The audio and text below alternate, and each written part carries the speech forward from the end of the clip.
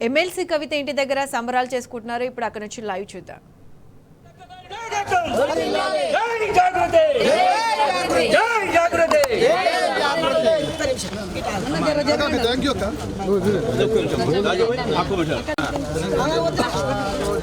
మెల్ల మెల్ల దొబ్బుకోకుండా కూల్గా తినండి.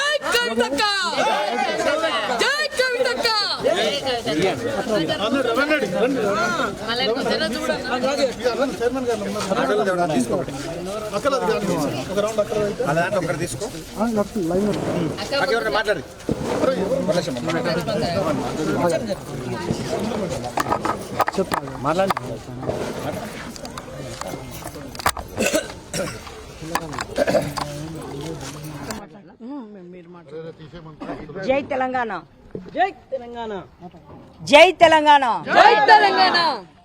ఈరోజు 5.5 నెలల తర్వాత మా కవితక్క కడిగిన ముత్యం లాగా సుప్రీంకోర్టు పరంగా తను ఇవాళ బెయిల్లో రావడం అనేటువంటి చాలా సంతోషం అనిపిస్తుంది.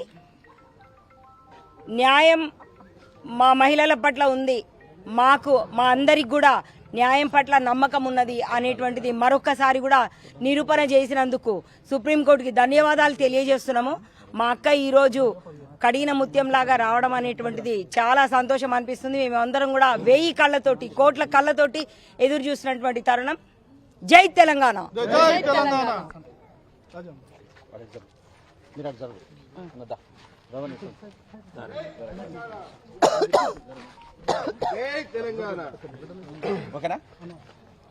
జై తెలంగాణ, జై తెలంగాణ. మార్చి 15వ తారీఖు ఆ రోజు కాంశీరామ్ గారి జయంతి రోజు, ఏ రోజైతే ఇంటి నుంచి ఈడీ సిబిఐ అరెస్ట్ చేసుకోబోయేటప్పుడే అక్కగారు చెప్పడం జరిగింది, నన్ను ఈరోజు ఇక్కడి నుంచి తీసుకుపోతున్నారు, నేను కడిగిన ముత్యం వల్లే నిర్దోషిగా నేను ఖచ్చితంగా నేను అదే విధంగా నేను మళ్ళీ తిరిగి వస్తానని ఏదో రోజైతే ఆ మాట ఇచ్చిందో అదే విధంగా ఇవాళ సుప్రీంకోర్టు తీర్పు ఇచ్చింది. సుప్రీంకోర్టు కూడా ఖచ్చితంగా అడిగింది, ఇన్ని రోజులు చేసిండ్రు, మీరు ఏం సాక్ష్యాలు నిరూపించిండ్రు, ఒక్క రూపాయి కూడా పట్టుకోలేదు, ఒక్క ఆధారం కూడా నిరూపించలేదు. కాబట్టి సుప్రీంకోర్టు మొట్టికాయలు వేసి ఇవాళ బెయిల్ ఇవ్వడం జరిగింది. కాబట్టి ఇవాళ ఇక్కడ ఉన్న తెలంగాణ రాష్ట్ర వ్యాప్తంగా జాగృతి శ్రేణులు కానీ, టీఆర్ఎస్ నాయకులు కానీ, టీఆర్ఎస్ అభిమానులు కానీ పెద్ద ఎత్తున పండుగ వాతావరణం నెలకొండ ఉన్నది. రేపు ఈరోజు సాయంత్రం 6 గంటల తర్వాత బెయిల్ నుంచి, తిహార్ జైలు నుంచి బయటికి రావడం జరుగుతూ ఉంది.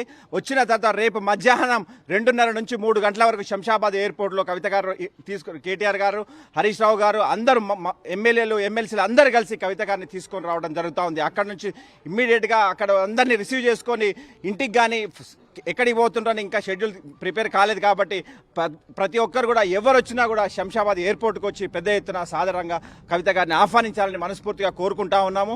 ఏదైతే మీరు నిరూపించారో, ఎన్ని అబద్ధాల సాక్ష్యాలు నిరూపించారో, ఈ 6 నెలలు ఎవరికైనా ఒక 90 రోజులు ఉంటుంది, కానీ 6 నెలలు నిర్దాక్షిణ్యంగా ఆమెను ఎంత ఇబ్బందులు పెట్టాలనో, ఆరోగ్యం బాగలేకున్నా కూడా బెయిల్ ఇచ్చే అవకాశం ఉంది, బెయిల్ ఇచ్చే అవకాశం అని కూడా బెయిల్ ఇవ్వకుండా, ఆరోగ్యం బాగలేదు ఒక మహిళను కూడా, మహిళ అన్నది చూడకుండా కూడా మీరు ఎటువంటి ఇబ్బందులు పెట్టినా కూడా తట్టుకొని తట్టుకొని ఎవరి మీద కాళ్ళ మీద పడకుండా ఎవరిని సహాయపడకుండా ఇవాళ మీరు మాట్లాడుతున్నారు. బీజేపీ నుంచి బండి సంజయ్ మాట్లాడతాడు, కాంగ్రెస్తోని ములాఖాత్ అవుతుంది, కవిత గారికి రాజ్యసభ వస్తుంది, కేటీఆర్ గారికి మంత్రి వస్తుంది అంటాడు. ఇటు బండి సంజయ్ అనగానే ఇక్కడ నుంచి రేవంత్ రెడ్డి సీఎం అంటాడు. వాళ్ళు బీజేపీతో కలిసి మీరు కొట్లాడుతున్నారు, మేము ఎక్కడికి పోట్లేమరా నాయన.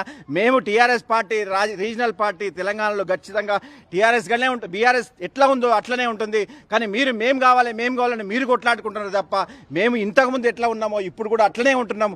ఎన్ని కష్టాలు పెట్టినా ఎన్ని ఇబ్బందులు పెట్టినా అదే విధంగా ఇలా ధైర్యంగా ఎదుర్కొని ఇలా ఇంటికి రావడం జరుగుతుంది. కాబట్టి ఖచ్చితంగా మీకు రాబోయే రోజుల్లో ప్రజాక్షేత్రంలో మీరు ఖచ్చితంగా మూల్యం చెల్లించుకునే రోజులు రాబోతున్నాయి. కాబట్టి ఎన్ని ఇబ్బందులు పెట్టినా కూడా అదే విధంగా కవిత గారు మళ్ళీ ప్రజాక్షేత్రంలోకి వస్తారు, అందరినీ కలుస్తారు. ఆమె ఏ విధమైతే ఇన్ని రోజులు ఇబ్బంది పడ్డారో అన్ని పనులు కూడా మీ అందరికీ అందుబాటులో ఉంటారు. ఏమైతే పనులు చేయాలనుకున్నారో అవన్నీ కూడా ప్రజాక్షేత్రంలో చేస్తారు. మీరు ఎన్ని ఇబ్బందులన్నా పెట్టండి, అవన్నీ కూడా తట్టుకొని రేపు రాబోతుంది. కాబట్టి మీ అందరికీ నేను ముఖ్యంగా సుప్రీంకోర్టు వారికి ధన్యవాదాలు తెలుపుతా ఉన్న జడ్జిలకు. మీరు ఏ విధమైన ఒక మహిళ బాధను అర్థం చేసుకొని ఇలా తీర్పు ఇచ్చిండ్రో, సుప్రీంకోర్టును కూడా ఇలా మహేష్ కుమార్ గౌడ్ మాట్లాడుతూ ఉన్నాడు, సుప్రీంకోర్టు తీర్పును కూడా తప్పుపడతా ఉన్నారు. అరే మీరు కేజ్రీవాల్కి వచ్చినప్పుడు కరెక్ట్ అంటారు, మనీష్ సిసోడియాకి వచ్చినప్పుడు కరెక్ట్ అంటారు, అదే కేసులో ఉన్న కవిత గారికి వచ్చినప్పుడు మాత్రం తప్పుడు ద్వంద్వ వైఖరి. ఇలా రాహుల్ గాంధీ ఏమో అదానితో అక్కడ అదాని మాట్లాడొద్దని ఇక్కడ ధర్నా చేస్తాడు, ఇలా రేవంత్ రెడ్డి పోయి అదానితో ఇలా చిట్టాపట్టాలు వేసుకొని తిరుగుతూ ఉన్నారు. మీ ద్వంద్వ వైఖరి ఇలా కాంగ్రెస్ ప్రభుత్వం చేసే ద్వంద్వ వైఖరి ఇలా తెలంగాణ ప్రజలు అందరూ చూస్తూ ఉన్నారు. కాబట్టి దయచేసి మీరందరూ కూడా ఆలోచన చేయాలి, ఎవరు తెలంగాణ ప్రజల వైపు ఉన్నారు, ఎవరు తెలంగాణ ప్రజల కోసం కొట్లాడుతున్నారు.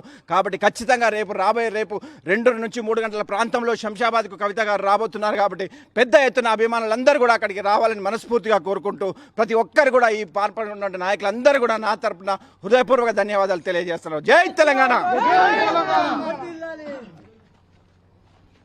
కేంద్ర ప్రభుత్వం రాజ్యాంగ సంస్థలైన ఈడీని, సిబిఐని తన జేబు సంస్థగా మార్చుకొని ఒక్కొక్క రాష్ట్ర ప్రభుత్వాన్ని, ప్రతిపక్ష పార్టీల్ని నామరూపాలు లేకుండా చేయాలనే కుట్రలో భాగంగా ఢిల్లీ కుంభకోణాన్ని, ఇవాళ లిక్కర్ కుంభకోణాన్ని ఎలాంటి ఆధారాలు లేకుండా కేవలం అప్రూవర్గా మారిన దానికొని పట్టుకొని ఒక మహిళని కూడా చూడకుండా 5.5 నెలలుగా తిహార్ జైల్లో ఆమె గైనిక్ ప్రాబ్లం, ఆరోగ్యం క్షీణించిపోయినా కూడా బెయిల్ వేయకుండా ఇవాళ కేసీఆర్ గారి మనోభావాన్ని, మనోధైర్యాన్ని దెబ్బతీసి తెలంగాణ